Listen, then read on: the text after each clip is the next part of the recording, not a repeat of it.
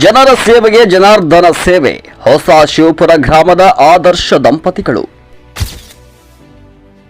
ಸಮಾಜದಲ್ಲಿ ಇಂದಿಗೂ ಮಾನವೀಯತೆ ಜೀವಂತವಾಗಿದೆ ಎಂಬುದಕ್ಕೆ ಹೊಸ ಶಿವಪುರ ಗ್ರಾಮದ ಬಾಬು ಮತ್ತು ಸುಶೀಲಾ ದಂಪತಿಗಳು ಸಾಕ್ಷಿ.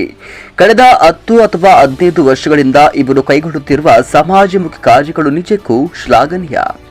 ಪ್ರತಿ ವರ್ಷ ಶ್ರೀ ಉಲಗಿಯ ಶ್ರೀ ಶಕ್ತಿ ದೇವತೆ ಉಲಗಮ್ಮ ದೇವಿಯ ಜಾತ್ರಾ ಮಹೋತ್ಸವದ ಅಂಗವಾಗಿ ಈ ದಂಪತಿಗಳು ಭಕ್ತಿ ಮತ್ತು ಸೇವೆಯ ಸಂಗಮವಾಗಿ ನಿಲ್ಲುತ್ತಾರೆ.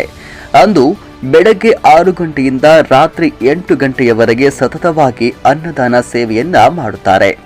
ಕೇವಲ ಅನ್ನ ಸಾಂಬಾರ್ ಮಾತ್ರವಲ್ಲದೆ ವಿಧ ವಿಧವಾದ ಪಲಾವ್, ಘಮಘಮಿಸುವ ಗೀ ರೈಸ್, ಸಿಹಿಯಾದ ಶಿರಾ ಹಾಗೂ ಇನ್ನು ಅನೇಕ ಬಗೆಯ ಉಪಹಾರವನ್ನ ಪ್ರೀತಿಯಿಂದ ಸಾರ್ವಜನಿಕರಿಗೆ ಭಕ್ತಾದಿಗಳಿಗೆ ಬಡಿಸುತ್ತಾರೆ.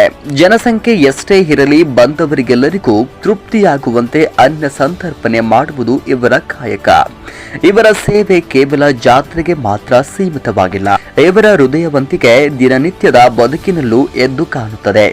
ವಿದ್ಯೆಗಾಗಿ ಬರುವ ಬಡ ವಿದ್ಯಾರ್ಥಿಗಳಿಗೆ ತಮ್ಮ ಕೈಲಾದ ಮಟ್ಟಿಗೆ ಧನ ಸಹಾಯ ಮಾಡುವ ಮೂಲಕ ಅವರ ಭವಿಷ್ಯಕ್ಕೆ ಆಸರೆ ಆಗುತ್ತಿದ್ದಾರೆ.